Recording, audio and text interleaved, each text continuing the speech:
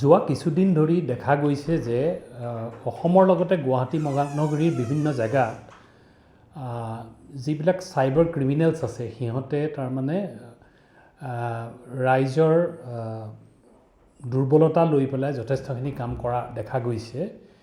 বিশেষকৈ ATMৰ ক্ষেত্ৰত দেখা গৈছে যে এজন ডিৰেক্টৰেট অফ মেডিকেল এডুকেশ্যনৰ এজন খুব ছিনিয়ৰ অফিচাৰ তেওঁ ATM এটাত গুৱাহাটীৰ যেতিয়া পইচা উলিয়াব যায় তেতিয়া তেওঁৰ কাৰ্ডটো তাত লাগি ধৰে আৰু অলপ পিছতে বহুত চেষ্টা কৰিও কাৰ্ডটো উলিয়াব নোৱাৰে। অলপ পিছত তেতিয়া তেওঁ যেতিয়া ঘূৰি আহে তেতিয়া তাৰ পৰা তেওঁ দেখে যে তেওঁ 35,000 টকা কোনোবাই লৈ গৈছে। ঠিক সেই ধৰণেৰে কোকৰাঝাৰ মেডিকেল কলেজৰো এজন ছিনিয়ৰ ডক্টৰৰ পৰা তেনেকৈ গুৱাহাটীৰ এটা ATMৰ পৰা 79,000 ৰুপিজ লৈ গৈছে। এই ক্ষেত্ৰত মই কওঁ যে ইভেন এই ছিনিয়ৰ অফিচাৰবিলাকৰ পৰা এনেকৈ পইচা লৈ যাব পাৰিছে, সেইকাৰণে আমি কিছু সতৰ্কতামূলক ব্যৱস্থা ল'ব লাগে।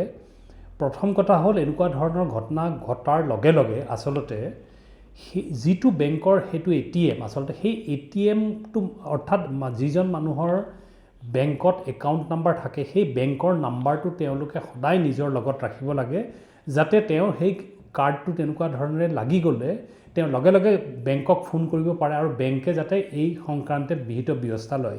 এইটো খুব দৰকাৰী কথা। গতিকে সেইকাৰণে বেংকৰ নাম্বাৰটো বা বেংকৰ মেনেজাৰৰ নাম্বাৰটো তেওঁলোকৰ হাতত সদায় থাকিব লাগে। 1 নম্বৰ কথা এইটো।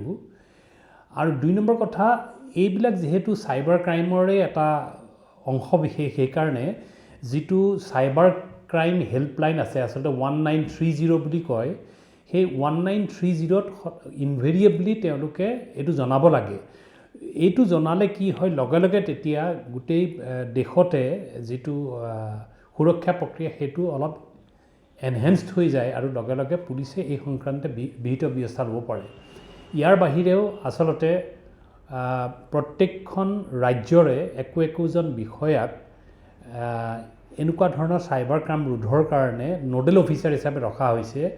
অসমৰ ক্ষেত্ৰত এয়া একচুৱেলি DIG যিজন CID তেওঁকে আচলতে এই ক্ষেত্ৰত লোৱা হয়।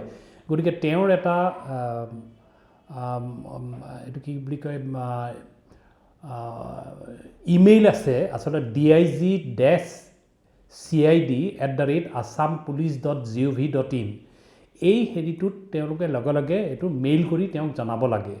গতিকে এনেকুৱা ধৰণৰ ব্যৱস্থাবিলাক ল'লে মই ভাবোঁ যে আমি যদি এনেকুৱা ধৰণৰ কিবা প্ৰব্লেম পাওঁ সেই প্ৰব্লেমৰ পৰা আমি হাত সাৰিব পাৰিম।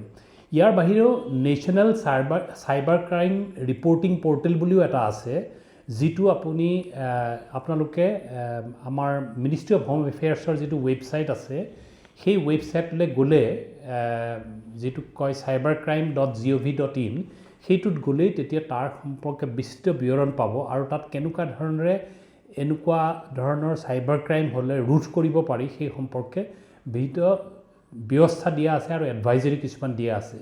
মই ভাবোঁ যে অসমৰ ৰাইজে বিশেষকৈ গুৱাহাটীৰ ৰাইজে তেওঁলোকে যেতিয়া ATM ব্যৱহাৰ কৰিব এই ক্ষেত্ৰত এই সতৰ্কতামূলক ব্যৱস্থাবিলাক লোৱাটো বৰ জৰুৰী হৈ পৰিছে।